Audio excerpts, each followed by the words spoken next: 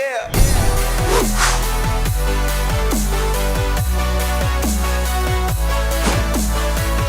Hey guys, welcome back to the Gridiron Expert. Week 2 of college football will certainly provide us with some more interesting matchups than we had in Week 1. And many of those matchups are actually conference games within the ACC. One of the most intriguing ones is Georgia Tech traveling to Tallahassee to take on Florida State. So today we're going to bring you our first game of the week between the Yellow Jackets and the Seminoles, providing you some in-depth analysis on this game and who we believe will escape Tallahassee with a crucial season-opening victory and season-opening conference victory at that. So before we dive into what is actually going to take place on Saturday afternoon, let's kind of break down both teams and kind of what happened to them last year.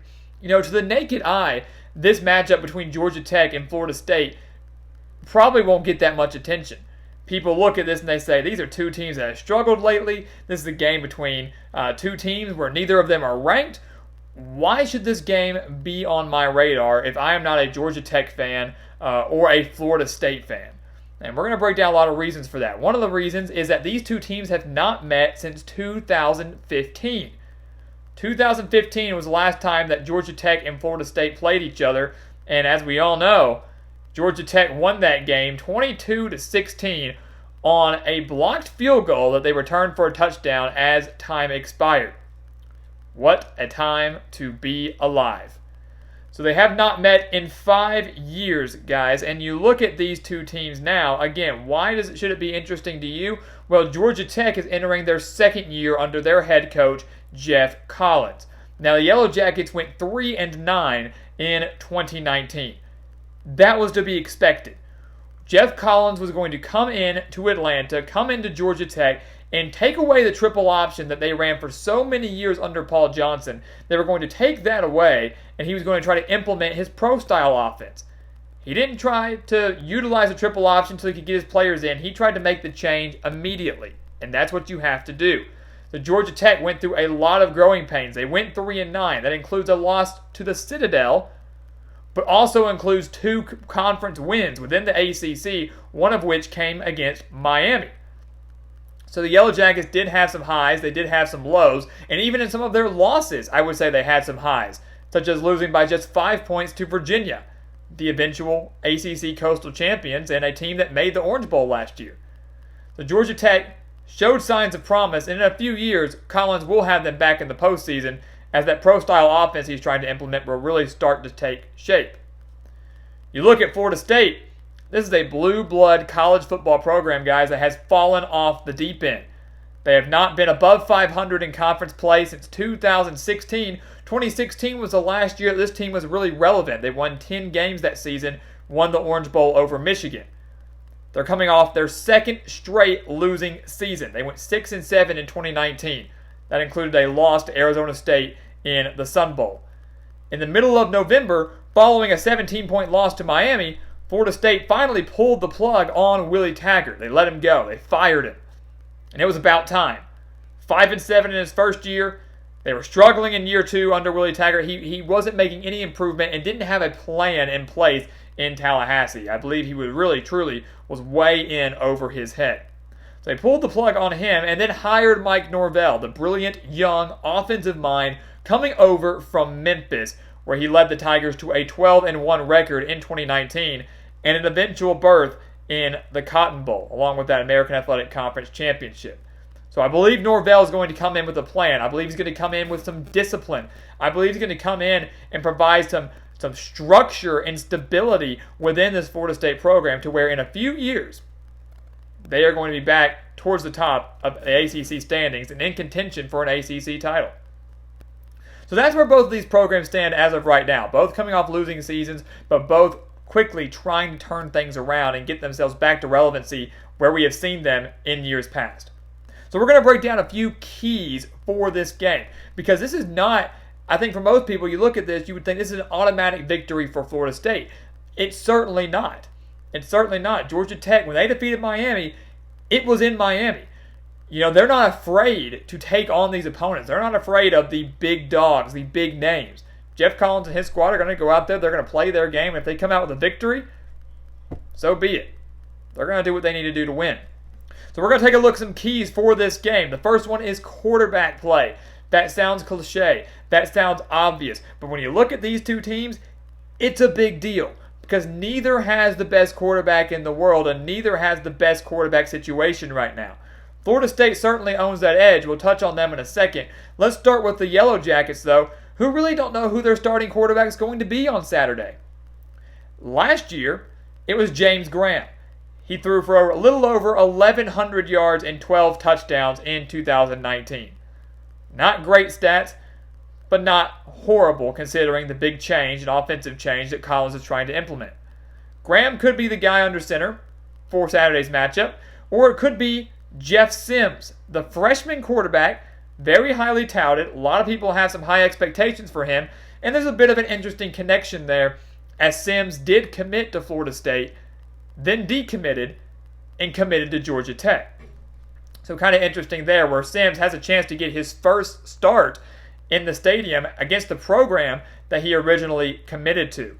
So that's the million-dollar question is who's going to be under center for Georgia Tech, and whoever it is, are they going to be able to thrive and move the ball effectively for an offense that only averaged 16.7 points per game last year and had the worst red zone scoring rate in the country last year as well, scoring just 60.7% of the time on their red zone trips. So whoever's under center is going to have the work cut out for them, even though the Yellow Jackets do return 10 offensive starters.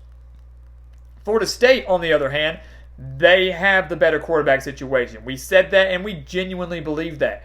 Mike Norvell named quarterback James Blackman as starter in the season opener against the Yellow Jackets. Now, Blackman's career at Florida State has really just been mediocre. It's really been nothing to brag about. He's thrown for 41 touchdowns and a little over 5,000 yards in his career. 2,339 of those yards came last year. 17 touchdowns also came last year as well. What Blackman has to do is he has to take better care of the football. He threw 11 interceptions in 2019. One of the reasons I think Blackman has been so mediocre and so inconsistent is because he hasn't had the coaching staff to really utilize his talent and to improve his talent. Norvell is an offensive mastermind. Norvell is a quarterback guru. And I think you're going to see a James Blackman on Saturday afternoon that you have never seen before. I think you're going to see a James Blackman that you've never seen before. You're going to look at this guy and say, is this really the quarterback that we watched and did so poorly over these past few years? I think he's going to do a great job. Now, a lot of that is going to be in credit to Mike Norvell and his staff. Not to mention, Blackman has TAMORRION at wide receiver, a guy who put up over 1,100 reception yards last year and averaged 19.8 yards per reception. So you look at that, along with what should be a better offensive line for Florida State, and Blackman could have a field day against this Georgia Tech defense that wasn't all that great last year. So that's going to be the key. Who can get better quarterback play? Right now, I give that edge to the Seminoles. Now, we just mentioned offensive line play. We said that Florida State should have a better offensive line going into 2020 and going into this matchup against the Yellow Jackets. And that's our next key for this game, is who can win in the trenches. Because the Yellow Jackets might own that slight edge in the running game, but they might not own that edge when it comes to their offensive line and their defensive line. And right now, I'm more specifically talking about the pass rush.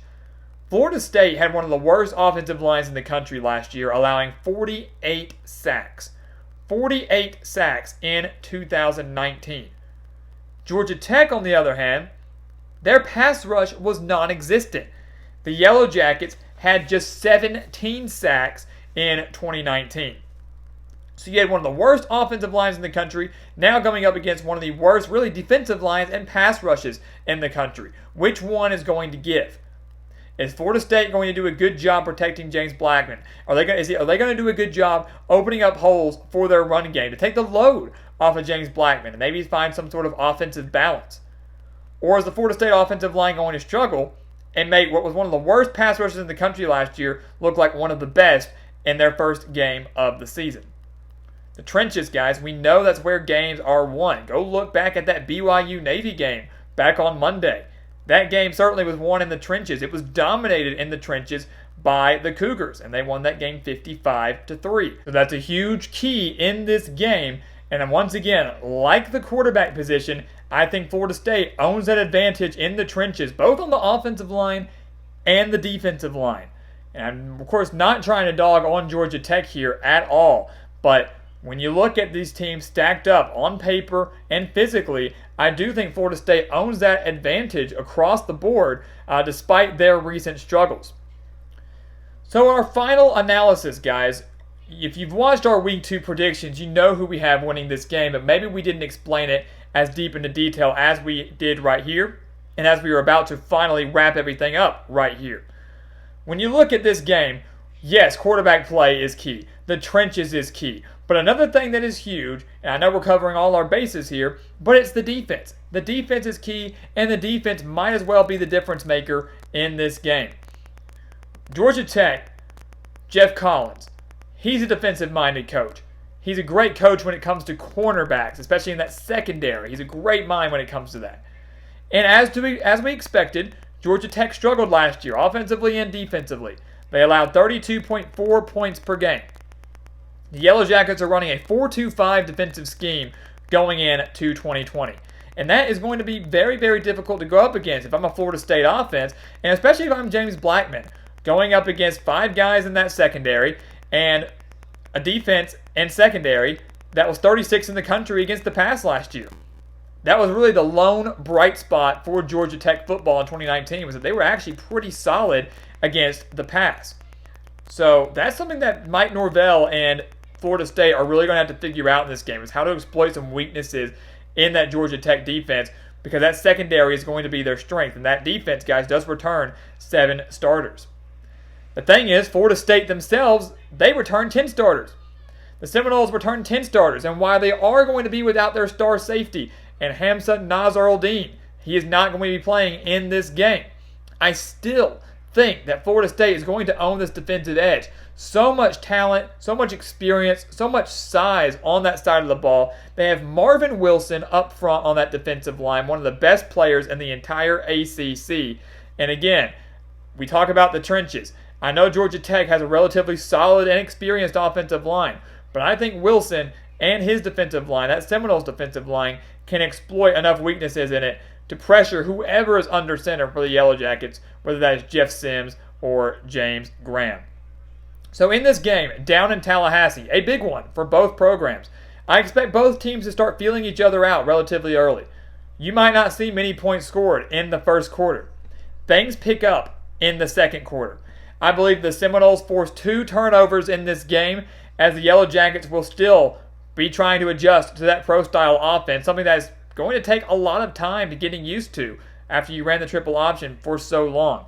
So the Seminoles will force 2 turnovers in this game. James Blackman, in his first game under a new offensive scheme, under a brand new head coach, throws for at least 250 yards, connects with TAMORRION Terry for at least 1 touchdown, and I believe that Florida State wins this game by at least 2 scores. It might not look that way at halftime. It might be relatively close, but by the end of the game, Florida State will have won by at least double digits, at least 2 scores, and the Mike Norvell era is going to get off to a fantastic start, and people are going to realize that it really wasn't the players that were the issue under Willie Taggart. It was Willie Taggart himself, and Norvell is going to have the Seminoles back to relevancy and perennial bowl contention very, very soon. So guys, thank you so much for watching us here at the Gridiron Expert on YouTube. As always, make sure to continue to like, comment, subscribe, and share our videos. And also make sure to check out everything down in the description below. You can go check us out on our website, thegridironexpert.com. We have exclusive content with our newsletter, with our expert picks. We have exclusive content on our Patreon account if you want to get some extra insight and analysis and content over there. And of course, check us out on social media as well, over on Facebook, Instagram, and Twitter for constant updates throughout this season. And once again, guys, as always, thank you so much for watching, and we will see you next time right here on the Gridiron Expert.